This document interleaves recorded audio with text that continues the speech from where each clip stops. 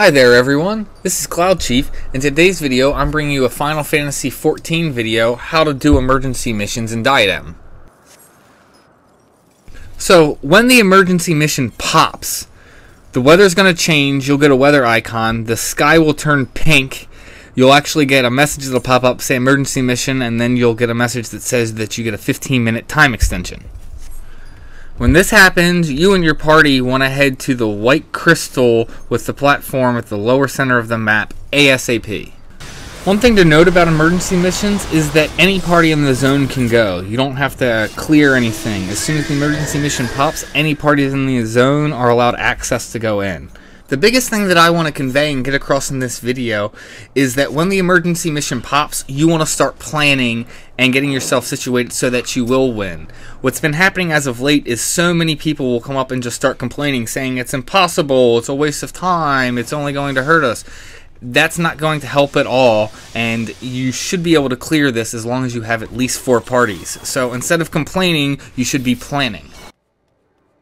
Ideally, you would want your tanks to start planning. Since the way 14's set up, that tanks kind of pull and take the lead in parties, they really should be taking the lead on this. Whoever ends up taking the lead, whether it's a tank or someone else, they should shout so that way any other parties in the zone can get an accurate count of how many parties they have for the emergency mission. They should also plan where the party's going to go, whether they're going to go to the lightning, ice, wind, or center portal. There needs to be a party at each portal so that way you can have a tank for each boss.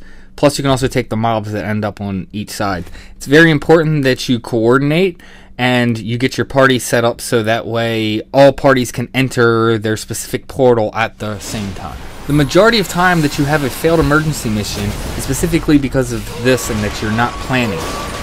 So now let's move on to each phase of the fight. Phase 1 is very easy. It is just one boss and every single party will jump on him and attack him. He will do medium AoE damage, you just need to heal through it.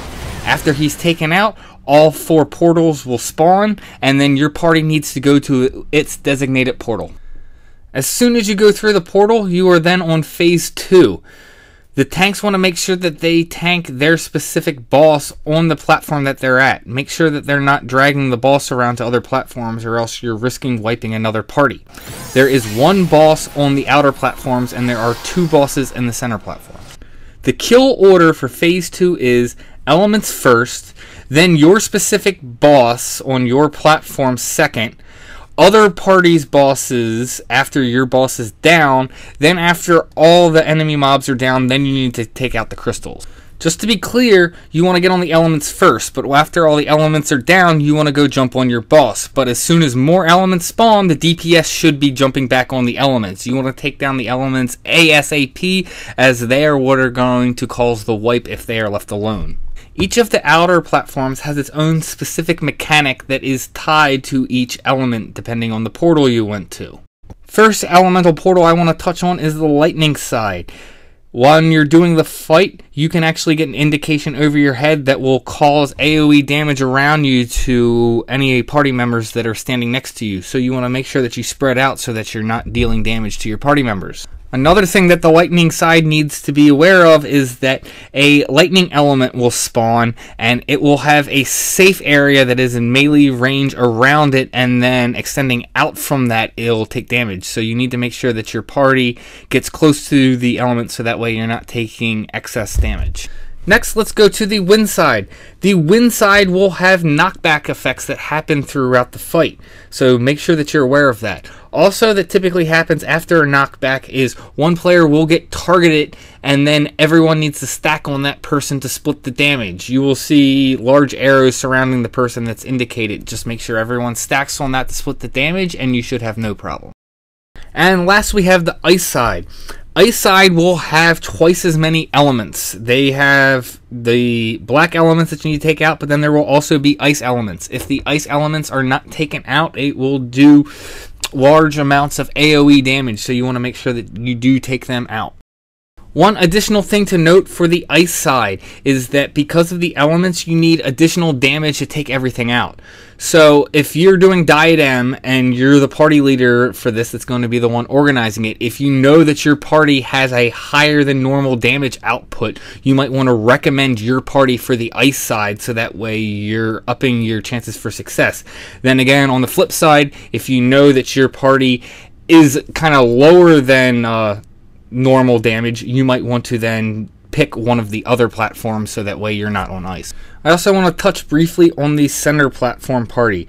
There will be 2 bosses, and while one tank can tank both bosses, it would be ideal if one of your melee DPS switches to a tank also, so you have 2 tanks for the center platform.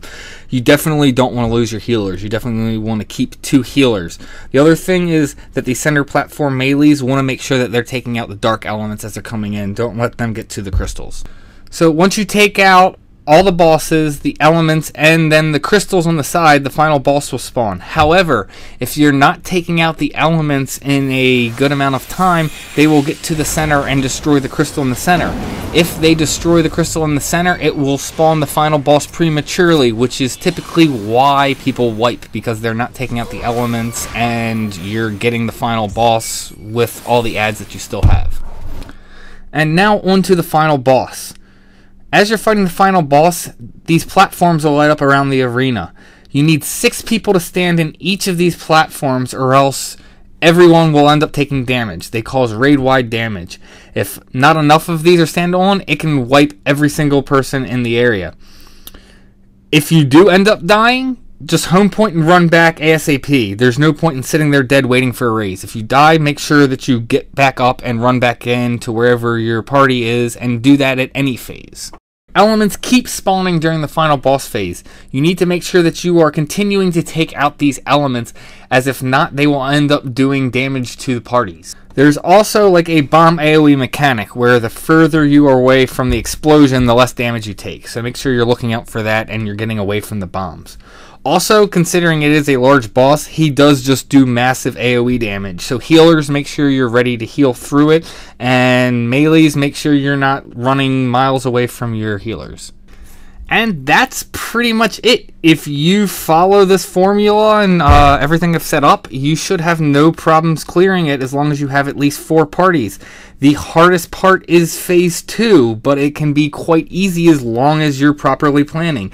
That is really the biggest emphasis that I need to put on this video, is that if you do not plan and you're just like, oh, we're gonna lose, and you're not working together and unorganized, you're going to fail. You're going to fail almost every single time. However, if you just take not even a full minute and just quickly organize and just be like, look, let's go, everyone go now, this party's going here, this party's going there, as long as you get it organized like that, you really should have no issues. The biggest point that I want to emphasize is don't waste time. If you are taking 5 minutes to plan and organize your group, chances are really high you're going to run out of time before clearing this, even if you follow this method.